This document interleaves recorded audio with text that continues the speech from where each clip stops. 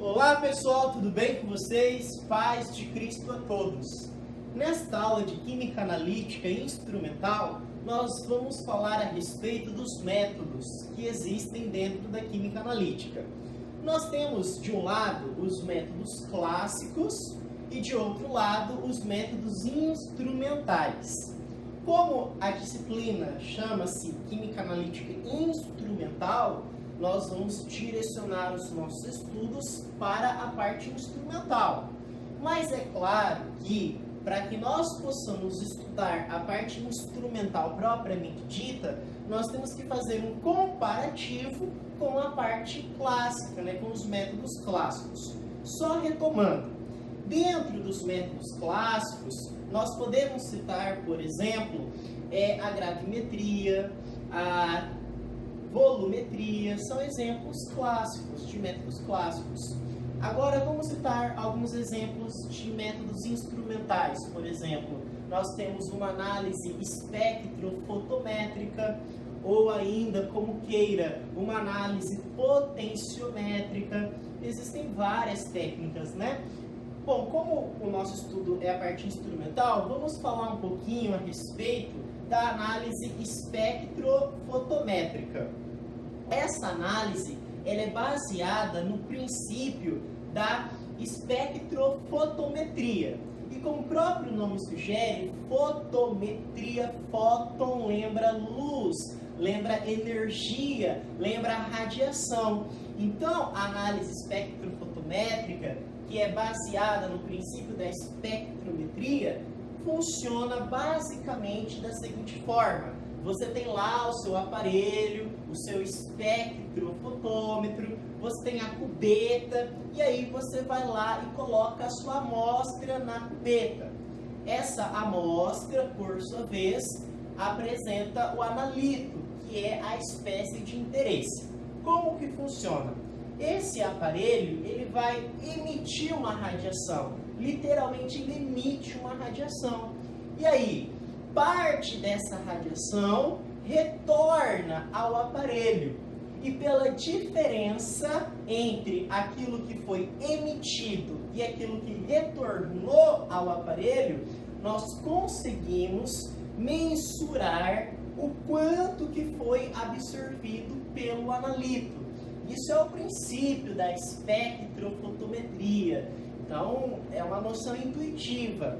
Existem outras coisas envolvidas nisso tudo, bem? Então, isso aí, por exemplo, é um método instrumental. Existe lá análise potenciométrica, etc. Tá? Tem um monte aí. Tudo bem, pessoal? Bom, normalmente, geralmente, as técnicas instrumentais são mais sensíveis. Por que as técnicas instrumentais são mais sensíveis? Porque elas trabalham com faixas de concentrações pequenas. Então isso explica a sua sensibilidade, tá? Normalmente, uma coisa que costuma-se dar como equívoco é pensar que as técnicas instrumentais sempre serão mais sofisticadas, sempre serão mais caras. Isso não é verdade. Existe, por exemplo, um método clássico, que é a gravimetria, que precisa, por exemplo, da balança analítica lá. E ela é muito cara, uma balança top. Então isso não é verdade. Eu posso ter um método clássico que seja caro. Então não precisa ser necessariamente uma técnica instrumental. Tudo bem? Bom, como que eu uso, quando que eu uso, na verdade, um método em detrimento do outro método? Bom, quando nós vamos fazer análises de rotina, por exemplo, uma determinada empresa quer fazer o monitoramento do quanto de cloro está sendo adicionado na água. Como eu trabalho com grandes volumes de amostra, e com faixas de concentração pequenas, então eu vou partir para um método instrumental, por exemplo.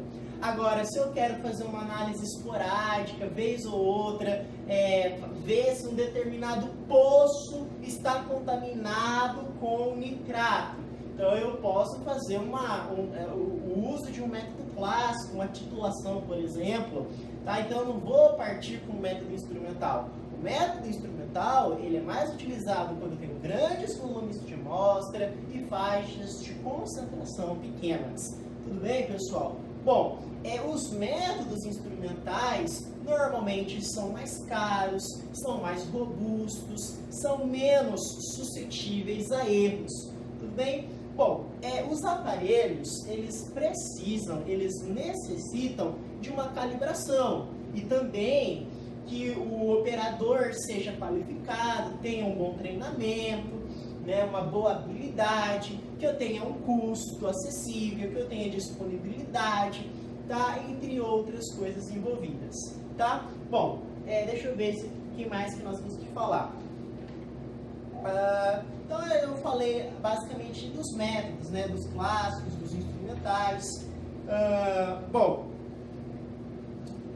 no caso, por exemplo, da análise, o que eu faço? Por exemplo, eu posso preparar uma série de padrões, né, eu fui lá, preparei uma série de padrões, e aí eu vou construir a curva de calibração, né, fazer uma correlação entre o sinal analítico e a concentração, tá? Bom, antes de proceder na próxima aula, quando a gente vai fazer um método analítico, nós temos que fazer alguns questionamentos, algumas indagações. Por exemplo, a primeira pergunta é a seguinte: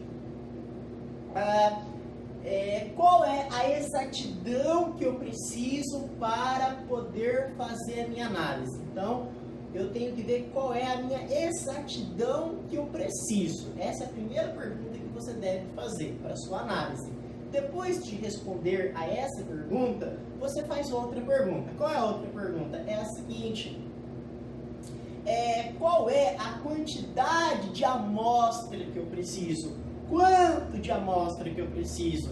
Porque, por exemplo, se eu for precisar de ml de amostra, eu posso, por exemplo, fazer uma volumetria. Agora, caso eu precise fazer, né, caso a minha amostra ela seja na casa de microlitros, aí eu já vou para uma espectrometria de massa, já vou para uma cromatografia da vida. Então depende da minha amostra, da quantidade de amostra que eu tenho. Ó, eu tenho isso aqui tudo.